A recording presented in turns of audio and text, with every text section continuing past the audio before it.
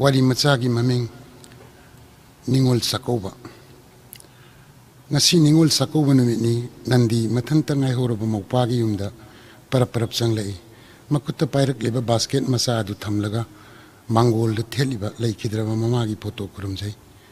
Mamit kuptaba makhai yenglaga mapi ira hauna makol nikna phungatlaba kontokta masin de sole.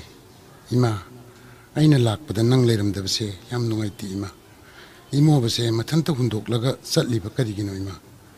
Nandi makon thokna hik kaplei. Imo ba thoratuna mase kaure che laklabra. Mapi tai thokna nandina. Nang bunga hakta lawba lau nabai su thabak mafamdagi halakpa yagadaba mandi. Haidna nahana haikhaga kaidawraba. Imo ba lakak tawraga khumlei. Gari do pharak taraba.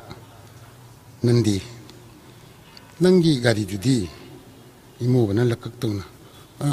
Makharongi tasawbana magi moi taimado amta thilluge haidna lawkiba. Aduda aisu koitan tanabado nungaitraba. Nandina adubu nango aisu ise lawrudoini khara thuna hanbira u natraga ise hana lawrukhige haiba yadro. Nang sidi onthokna pangkhre bu ngangna imung changlei. Nandi mayumdagi porakpa hongdoknaba phidu hongdoktuna sakhonda changchali. Pung ataram lagani kari loiraba. Imo bana khumlei. Loina loirabanida irunbado ngaktang inghange haiduna thambanida. Nandi pare aisu nang lakadra haiduna ngaiduna leithoklore. Loisinna batawrasi asumna sakhungi thabak loisinminaraga machin mukpa chaminare. Saksana sana nandina haire.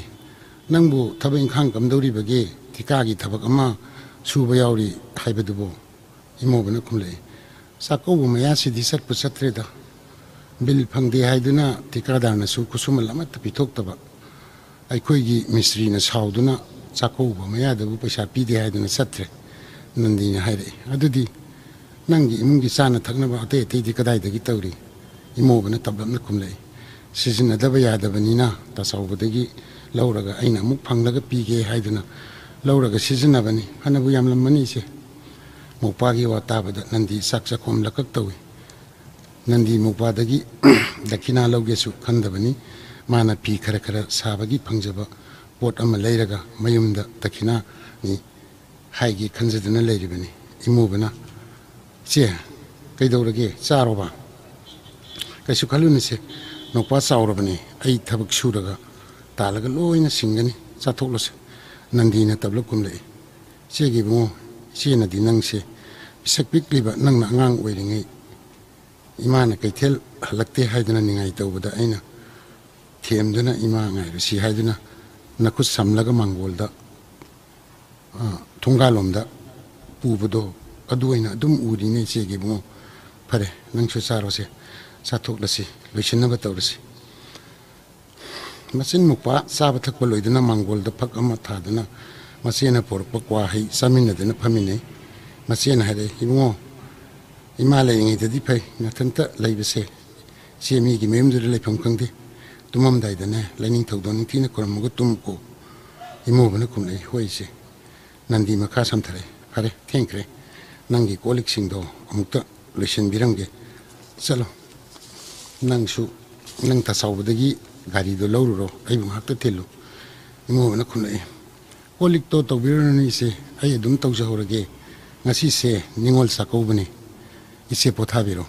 Nandina adudi chalo nangi tasawbado mana su thilaktrabani nang gari do khara lawruro ise chatna batawrage aisu khara ngan haninge. Imo bana ise ngai khoba dakina ga tawkhidoine hairaga imo bana magi kadagi rice cooker ma putoktuna masigi mangda tamlaga khurumje. Masien ingang na yenglaga imoba nang karigi sukma malyamba posi leiribano isina nangonda siguma pose nangonda ki pamdene segi bungo silikwa mai onsina dana sakchara ma saminabadini ne sina pambade. Imobana phareise hai matungda isena haibedo injerage isena yadaba thabak amata ai tawjaro ai rikso ama pharurage ise tenglani. Nandine makhatare imoba nang saubadagi gari lawruso hairaga nangna tumin hekta leiribasibu nangbu gari du yon krabra haibani kummo nangbo imobana mara leiraba misak amagi matogum tuminna makata dana maru luptaduna le nandi makol nikna makata re ai khange nangna thabak chathok chasin tawbada nangde haiduna leijaba amanba gari masa adu yolaga nachibu sakauriba natra nandi amuksu kapna makata re nangi na khong kaktuna yolaga leirak patra sida thongba sak nachi chabanga moi chegi mu nangna tawriba sibu karino puno ko amukhan koramjar